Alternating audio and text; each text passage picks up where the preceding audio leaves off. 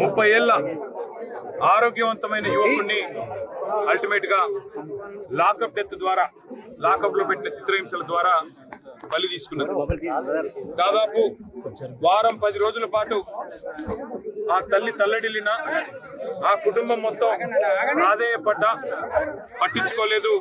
మరి ఆరోగ్యపరమైన సమస్యలు వస్తున్నాయి, వదిలిపెట్టండి, మీకు ఏం కావాలంటే అది చేస్తాము, ఏమన్నా తప్పు జరిగింది అంటే దానికి తప్పకుండా రికవరీ కానీ ఇంకోటి కానీ అన్నిటికీ మేము సిద్ధమని చెప్తే కూడా మరి నిర్దయగా, నిర్దాక్షిణ్యంగా పైనుంచి రాజకీయ ఒత్తిళ్లు ఏవైతే వచ్చినాయో వాటికి అనుగుణంగా ఆ తమ్ముడిని బలి తీసుకున్నది రేవంత్ రెడ్డి ప్రభుత్వం. మేము ఈ రాష్ట్ర ప్రభుత్వాన్ని ఒకటే డిమాండ్ చేస్తా ఉన్నాం.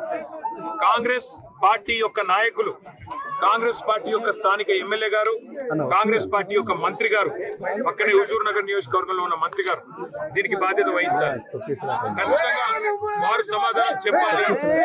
వాటికి ఆ దళిత యువకుడి హత్య లాకప్ లో ఇది ప్రభుత్వం చేసిన హత్యే.